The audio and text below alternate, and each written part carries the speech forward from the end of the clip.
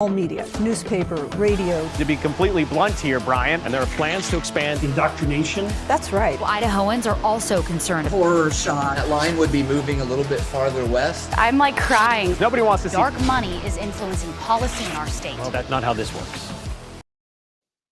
Well, hello there and welcome to Nowhere to Hide. We're going to be talking about books and specifically about the prospect of banning books because this has been a pretty major issue in Idaho over the last few weeks.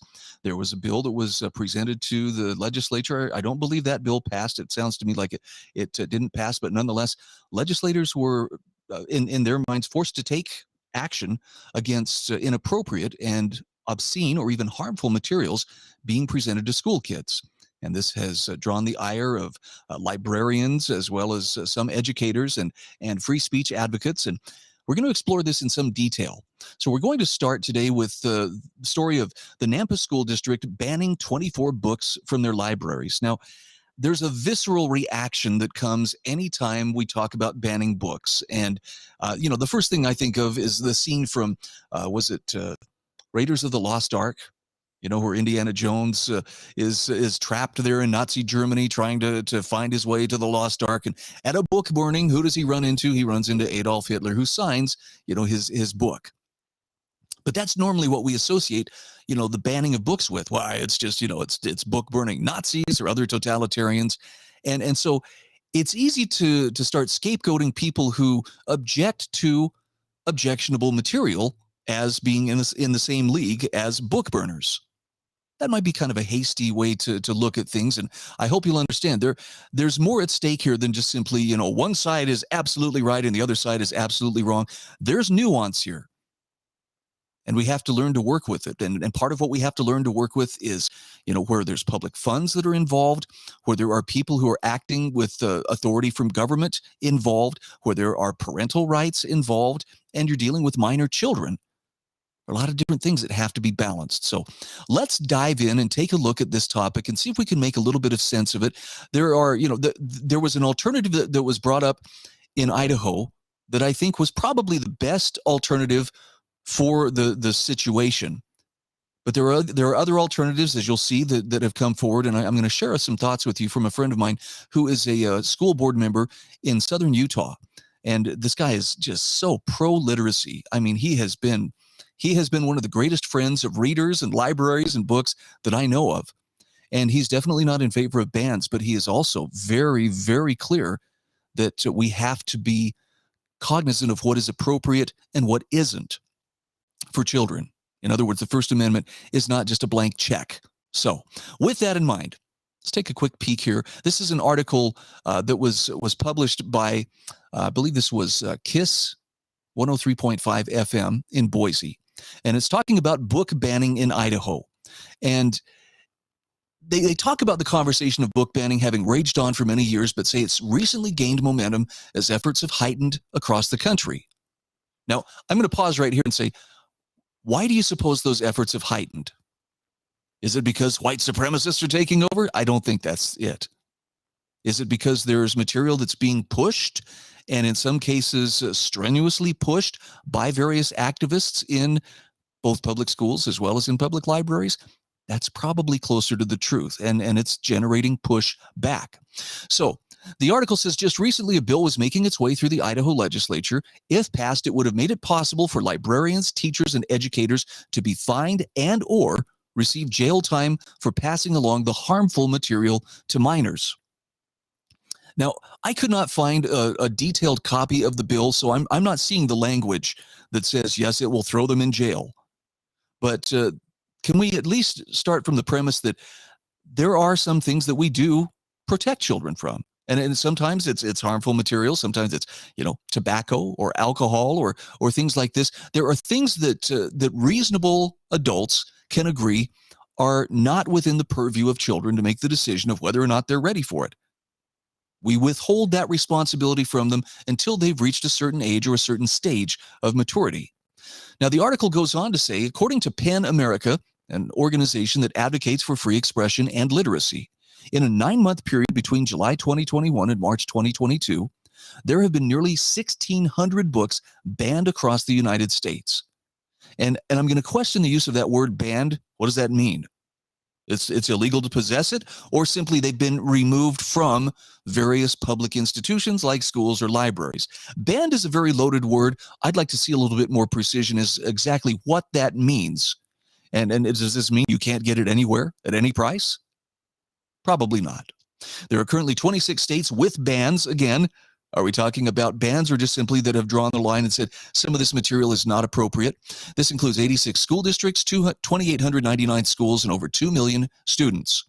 Now, Jonathan Friedman, the director of PEN, America's Free Expression Program, stated in a press release that challenges to books are happening at a rate unlike anything they've seen.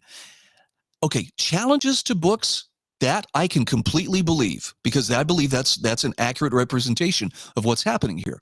Banning books, throwing librarians in jail, that sounds like hyperbole to me. But Jonathan Friedman says what's happening in this country in terms of banning books in schools is unparalleled in its frequency. And again, I'm going to ask the question, is it because suddenly we have this totalitarian mindset taking hold among legislators or among leaders in communities that somehow are trying to censor everything? I don't think that's the case. I think this is cause and effect. I believe that there are some books that are being pushed which are very likely edgy, maybe pushing the limits too far for what children are really prepared to confront, and that this is causing parents, among others, to stand up and say, whoa, this is not right. So expect the tension, but let's not try to pretend that, the Nazis are burning books and here we go. So what types of books are being banned? Well, this helps to answer a little bit of our question of why there's this unprecedented amount of books that are being removed from library shelves.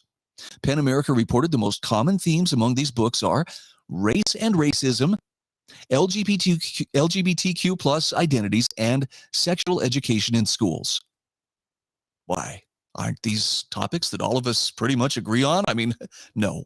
These are very controversial topics, especially because there are books out there and there are ideologies out there that are very aggressively promoting that this is the only way that people should think about race or think about racism. The 1619 Project comes to mind.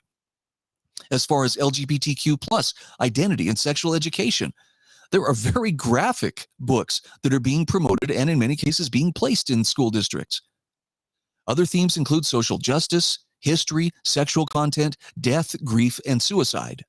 Now, these can all be controversial, but again, when you're dealing with an entity that is backed by government power, and the school system, I think this is still true in every state, is a compulsory system. You send your kids to the school, or you have to sign some kind of a waiver to opt out if you're going to homeschool. So if you're sending your kids to a compulsory system, and that compulsory system is making this stuff available or requiring it of them, yeah, there need to be some questions asked. That could very easily turn into a captive audience for someone to promote an agenda that may very well go against the wishes of parents or, even the consensus among various communities. Now, they also pointed out that the most alarming part is not the number of books that are being banned, but the processes or lack thereof through which such removals are being carried out. Agreed, that's a big part of the debate. Who gets to decide what's appropriate and who doesn't? So here's just a kind of a composite of some of the different book titles. I know there are a lot more, and you'll see some of these are definitely quite controversial. The 1619 Project, I happen to follow a number of people who have been skeptics of this and have called into question a lot of the methodology and reasoning. And, in my opinion, 1619 Project sets out to prove that, well, really America was founded on racism and slavery, and that's really the legacy. Now, look, there's no denying that slavery was a part of this nation's history. But was it really the sum total of everything that came before us? I think that's false. And I think that actually is used to promote an agenda that's trying to create bigger divisions among society. This is classic Marxist, divide people up. There's the oppressed group and there's the oppressors. And that's the whole history of the world. According to Marx, it's the battle of the classes. Well, this is what the 1619 Project does in a very big way. Likewise, A Handmaid's Tale, popular show on television, but a very dystopian take about how, religious authority is going to be so oppressive, and women are basically turned into, robots whose job is simply to provide babies on demand. And it makes for some remarkable storytelling. It's some compelling fiction, but does it really describe America? I mean, even during Puritan times, is that really the sum of what made this nation what it is? So these are some of the various books. I mean, come on, Maya Angelou's I Know Why the Caged Bird Sings. Remarkable, but there's still some controversial content. This isn't to suggest that these books need to be banned, but I'm just wondering, at what level do we pretend that somehow, hey, this is perfectly acceptable for every child in every situation?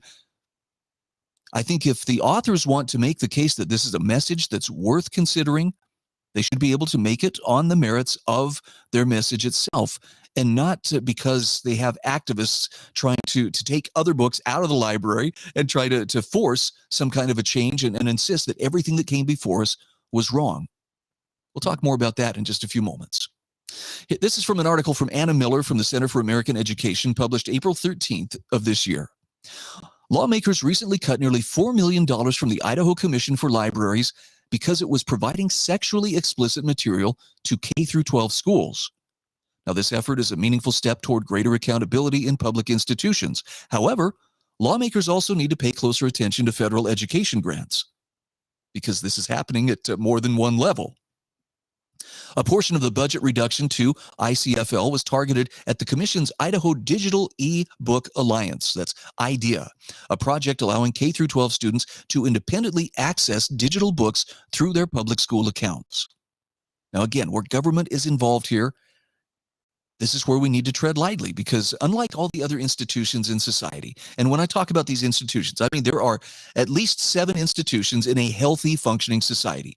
Government is one of them. Family is another. Church or clergy would be yet another. Business, academia, media, and community.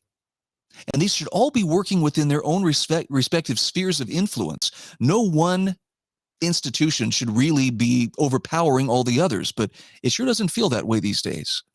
And of all those institutions, government is the only one that claims the right to use coercion and to use force to enforce its policies and to make them stick.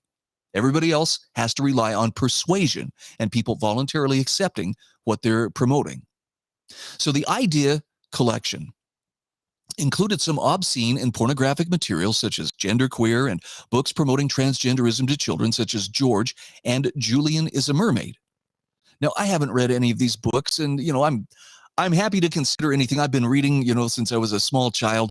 I'm happy to consider things, but some things are just not relevant to my interest, and there are some things that really I don't want my kids having promoted to them until they're old enough to choose for themselves whether that's something they would actually want to consider. And the resources that come along with some of these programs that provide these books to libraries, including those digital copies available to kids through their school portals, the types of resources shared with libraries include a guide for selecting anti-bias children's books. That sounds pretty politically correct, but maybe that's the point, which argues that children need to read books about diversity, power relationships among different groups of people, various social identities, in other words, racial, ethnic, gender, economic class, sexual orientation, and disability. And it sounds just like identity politics, which is just cultural Marxism, the oppressed versus the oppressors. The guide also argues that classic or well-beloved children's books often convey sexism, racism, ableism, or even colonialism. It says social justice books should replace classic literature. Okay, let's take just a moment here to unpack that. People who read classic literature can definitely attest to the fact that there are some attitudes that, by today's standards, are extremely incorrect. I mean, for crying out loud, Aristotle made the case in his Nicomachean Ethics that, doing the right thing means, sometimes you have to observe the natural order of things. He made a very strong case for his time that slavery was a natural way of being. Some people were born to be slaves. Other people were born to be masters. Now, we look at that and we are, whoa, how could he have thought that? But that was the world that he was born into. Slavery was the norm at that time. Likewise, Mark Twain, in writing, Huck Finn or Tom Sawyer, he uses language that, would cause a lot of people today to flip out. But it's accurate. It represents the time of which he was writing. And he's not writing to, try to be edgy or otherwise to, try to promote that and to maintain, well, we all should be calling our friend N-word Jim.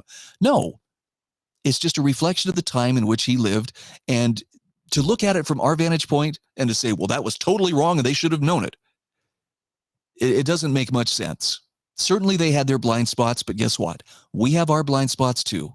And as many people as spend time trying to correct all the mistakes of the wrong thinking. We need to take Laura Ingalls Wilder's name off of this Children's Writing Award because she spoke unkindly about Native Americans. But again, she was writing truthfully about attitudes that actually existed and history and reality that really existed during her life experience. Why don't we learn from it? And instead of trying to correct it or at least do away with it, maybe we should be focusing on some of our own shortcomings as well. This article from Anna Miller goes on to say another resource on collection development provided to public schools and libraries by ICFL is putting the LGBTI and Q in collection development, resources on sexual orientation and gender identity. And the resource features the gender unicorn. That's a purple cartoon image deceptively intended to be endearing to young children while trying to encourage kids to self-select their gender identity, gender selection, or gender expression rather, and what gender they're attracted to. Sure is a lot of attention on this, and it seems to be focused on younger and younger kids. I'm not convinced that that's a matter of, oh, we've all had a collective awakening of, what's right and what's wrong, and more, it seems like an effort to push the envelope of what is morally acceptable on people who are too afraid to speak up because they don't want to be called names. Libraries participating in the grant program are being transformed. For example, the Coeur d'Alene Library used the grant to conduct a diversity audit of materials and promote DEI by establishing the Mirrors and Windows Book Club. So this club reads a different Own Voices children's book each month. And according to the library, each participant in the book club will receive their own copy of the book to keep. Own Voices includes books like Call Me Tree by Maya Christian Gonzalez, significant for not using any gendered pronouns. Another example is Leslie Newman's Sparkle Boy, about a little boy who cross-dresses in a sparkly skirt. Anna Miller goes on to say even libraries in rural areas are changing. The Gooding Public Library conducted a community audit and then updated their collections to include more DEI books. The library reported that staff members will take 2 classes and webinars on diversity and inclusion. Emmett Public Library created a Welcome to the Library area to include a display of diverse and inclusive children's books. Are you seeing a pattern here? It's all about diversity and inclusivity, except when it comes to being inclusive and diverse, with considering things, the wisdom of people who came before us. Somehow we're supposed to just reject that, out of hand. Nothing that they taught or understood or believed or acted on could have been true. I think that's a pretty hasty judgment to try to approach it in such a way. In short, federal funding given to state agencies is being used to advance a progressive political agenda in local libraries. The current administration is encouraging institutions to use taxpayer dollars to promote a pernicious ideology to young children. Now, I'll grant you, it's not pernicious to everybody, but for a lot of people, this is way over the line. Just like, half-naked men twerking in your kid's face at a pride festival is over the line for some people. Now, if that's something you want to do, I don't have to agree with it. I'm not going to stop you, but you can't force me to say, yeah, that's a good thing and everybody should be doing it, because I don't believe that. And I wouldn't bend the knee to try to pretend that I did. As a first step toward reform, the legislature can reject federal grants to libraries and prevent more strings from being tied to the education system. And that is important. Because I know the Biden administration was actually suggesting that, getting more LGBTQ materials into schools could be tied to the funding for school lunches. If that money comes to you from the federal government, you better believe it's coming with strings attached, and there are conditions that are placed upon your receipt of it. This is a different article that Anna wrote for the Center for American Education, published back on April 4th of this year. Legislators defunded the Idaho Commission for Libraries nearly $4 million over concerns of providing sexually explicit material to K-12 schools. Now, that effort reflects the national pattern of parental outrage over obscene materials in school libraries that has incited action from lawmakers in red states, including Texas, Florida, and Tennessee. I actually had gone through and was going to pick out a couple of different videos of parents who were reading some of the material that was being presented to their kids, either available in the library or was given to them as reading assignments in their various school districts. And I mean, just a simple Google search pulls up 3 videos immediately: Georgia, Nevada, and I believe in Texas. And I decided against giving you those video excerpts. If you want to go see them, you can just do the Google search, parents read obscene material to school board. I mean, look, I'm not exactly a prude, but the school boards in a couple of cases were like, stop, that's too much, that's obscene. In one case, they pulled the plug on the lady's mic because they were just too offended. I can't believe you're reading that kind of filth to us. But her point was that you're making this available to my kid. How does that become a good thing when you can't even stomach me just repeating to you the material that's being presented to our children? Prior to cutting the budget, Idaho legislators considered House Bill 666. That's an unfortunate number for that bill, which removed an exemption from schools, libraries, and museums to disseminate material deemed harmful to minors. Representative DeMordaunt of Eagle sponsored the bill and said, "The increasingly frequent exposure of our children to obscene and pornographic material in places that I as a parent assume are safe and free from these kinds of harmful materials is downright alarming." I don't think that's an extremist point of view. Even if it's coming from a legislator, I can guarantee you there are a lot of parents that wonder about that too. Now, that doesn't mean every parent feels the same way. But do we err on the side of we better force everybody to have access to this just in case? Maybe this isn't such a good decision to leave in the hands of, politicized activists within the schools. Local public and school libraries have stocked their shelves with erotic and inappropriate content that's available to children. Graphic novels like Gender Queer and Fun Home, a family tragicomic, are available in the Boise High School library, the latter of which depicts young lesbian girls performing sexual acts. The bill faced opposition from the media and local librarians. Keith Riddler of the Associated Press mistakenly referred to House Bill 666 as a bill that will fine and jail librarians. The Idaho Library Association falsely claimed that harmful material is not defined in statute, so it will ban books like Harry Potter and Civil War histories. Emails obtained through a public records request revealed that some librarians vowed to fight this to the end, even if the bill became law. And I'm sure they believe they are on the side of free speech. But there's still that question of what is appropriate and what is not appropriate for kids. Amid the heated debate, Idaho legislators ultimately chose a different strategy: prohibit the distribution of taxpayer dollars to agencies with unelected commissioners and government appointees that support the sexualization of children and critical ideologies in the education system. That seems like a pretty fair way to go about it. Now, this is not the first time the state legislature has restricted funding to public institutions promoting radical ideologies.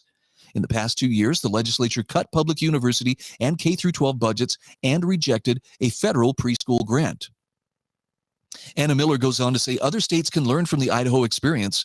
The ICFL is a state government agency under the executive branch and governed by the Board of Library Commissioners, who are appointed by the governor. Other states have similar public library associations, and these agencies partner with local public school libraries to affect their collections, their policies, and programs. So, in short, these state agencies are governed by unelected commissioners and government appointees, wielding considerable power over the trajectory of the public education system without being held accountable to the public. Oversight of these agencies is subject only to state legislatures. And I know that we're supposed to defer. Well, they're the professionals. I'm just a parent. What could I possibly know? But who has the ultimate responsibility for that young person? It's the parent. And I don't think we should ever get that confused with putting a professional in charge of raising your kids. Librarians are increasingly adopting the role of political actors, and this casts public funding into doubt. As Representative Young argued, I find this conduct not only to be unprofessional and unacceptable, but I find it to be unfundable. Now, I realize that's not going to make everybody happy. That's going to still make some people angry because they will not get their way. But, try to put the shoe on the other foot. If parents were trying to, mandate religious instruction, how would you feel about that? I mean, somehow this nation made it from, its founding until about 1962, Engel versus Vitale, before they actually removed the Bible from, the public schools. Somehow we managed to tame a continent, to build an industrial nation, and to win a couple of world wars, and essentially become quite the admiration of most of the nations on earth.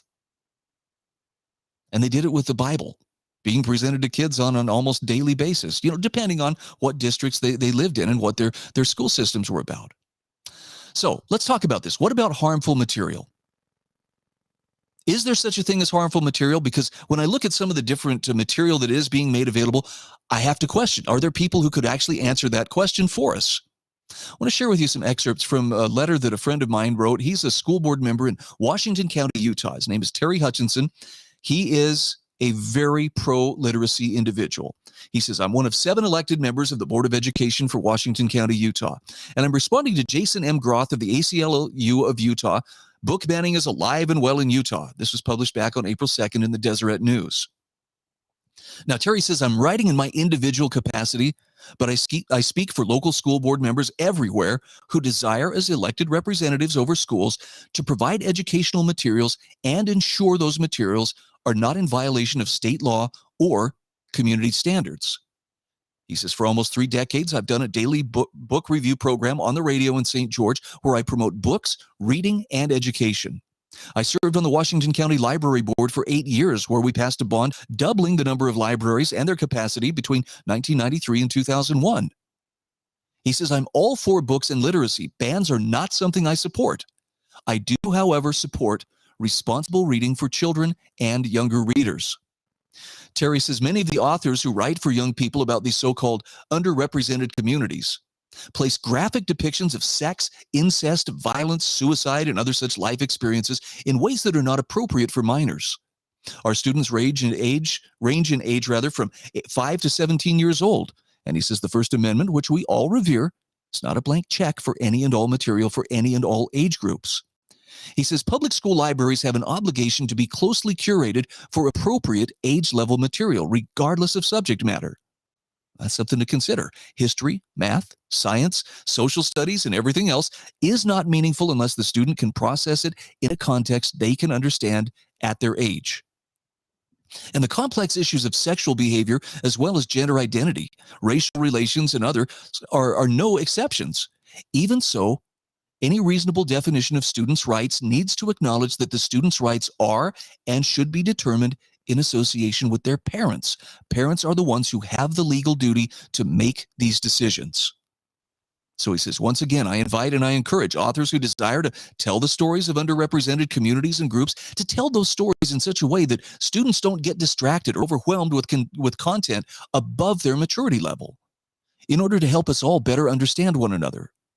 Yeah, that he's not saying you guys need to shut up and, know your place.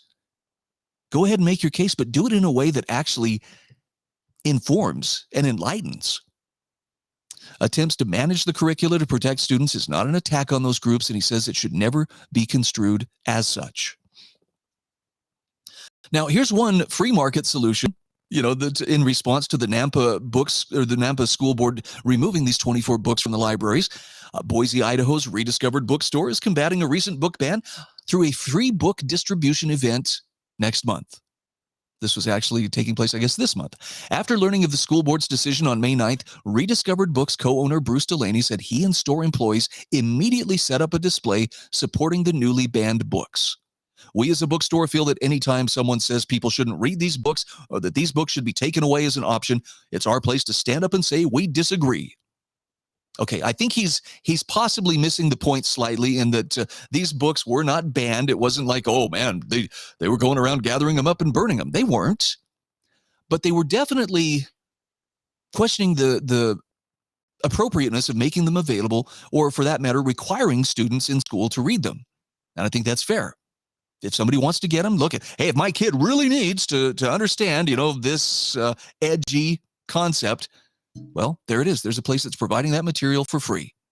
Now, I don't know what the line is between that and, providing them with hardcore pornography, but you might want to look into the statutes. I don't know where that line is, but I trust parents to make that decision for themselves.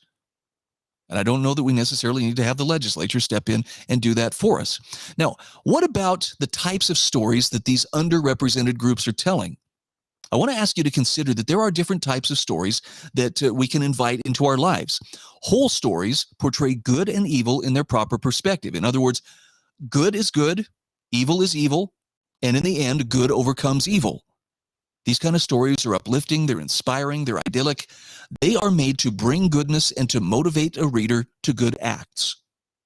Les Miserables would be a very good example of this. If you can get through all, 1,100, 1,300 pages of Les Miserables, you will see good is good and evil is evil, but in the end, good triumphs, and it's a very uplifting book in that regard.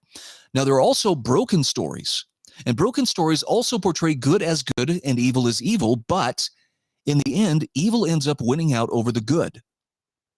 Now, they're usually not uplifting, but they can inspire the reader to think about what went wrong here. What should have happened to make the story whole? And I'm just going to use off the top of my head Lord of the Flies. That's a good broken story. When Piggy gets smashed, yeah, it's a bad deal, and it's disturbing, it's shocking, and most readers, will find themselves struggling with strong emotions of anger or fear as they read that story. But it also provides the opportunity for them to look at what that story is teaching and to then decide, what would I have done different? What would I have done to prevent something like this from happening? That's what makes they call that fixing the story, or it becomes a healing experience. Now, there's another type of story, and this is the one that I would encourage you to approach with great caution, and these are bent stories. Bent stories portray good as evil and evil as good, and they advance evil by glorifying it and by causing confusion about what is good. Unlike broken stories, you can't fix a bent story because you can't help but be affected by what you've seen. And probably the best representation of this would be hardcore pornography. You don't have to agree, the pornography is just, it's innocent or whatever, but it definitely is trying to invert good for evil and evil for good. And in that sense, it amounts to more of an education system than just simple entertainment. I want to share with you a quote here from C.S. Lewis, because what we're seeing at work here with the people who are so concerned about banning certain types of books, in the sense that we don't want these books that are pushing the boundaries of sexuality and gender and history and class warfare. We don't want to see those things limited in any way, but we definitely want to get rid of the classics. We want to take the classical liberal arts literature out of the schools. They're engaging in a form of chronological snobbery, which is this: it's the uncritical acceptance of the intellectual climate common to our own age, and the assumption that whatever has gone out of date is on that account discredited. So you must find out why it went out of date, says C.S. Lewis. Was it ever refuted, and if so, by whom, and how conclusively? Or did it merely die away as fashions do? And if this is the latter, that still doesn't tell you anything about truth or falsehood. One final thought here from C.S. Lewis, and this is definitely one worth considering. Actually, let me bring it back up here. Here we go. C.S. Lewis said, "Every age has its own outlook. It's specially good at seeing certain truths and specially liable to make certain mistakes. We all, therefore, need the books that will correct the characteristic mistake of our own period. And that means old books." So if you want to develop a well-rounded mind, it may very well mean that you read some of these woke books in part of your journey to better understand the world around you. But don't throw away and don't discount the power of old books to teach you something. I think it's pretty arrogant when we think, well, we've got this all figured out. We know what's going on. We know what's right. We know what's wrong.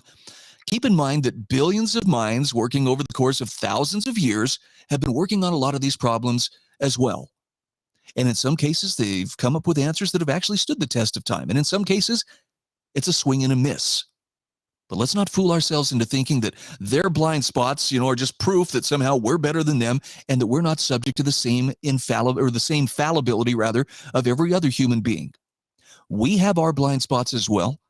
And we would probably be wise to remember that somewhere down the road, maybe in a dozen years, maybe in 500 years, someone is going to be looking back at us and asking themselves, what on earth were they thinking? I'm Brian Hyde, and this is Nowhere to Hide. Reporters are biased, the Idaho Press Club are biased, all media, newspaper, radio. To be completely blunt here, Brian, and there are plans to expand indoctrination. That's right. Well, Idahoans are also concerned. Horror shot. That line would be moving a little bit farther west. I'm crying. Nobody wants to see Dark money is influencing policy in our state. Well, that's not how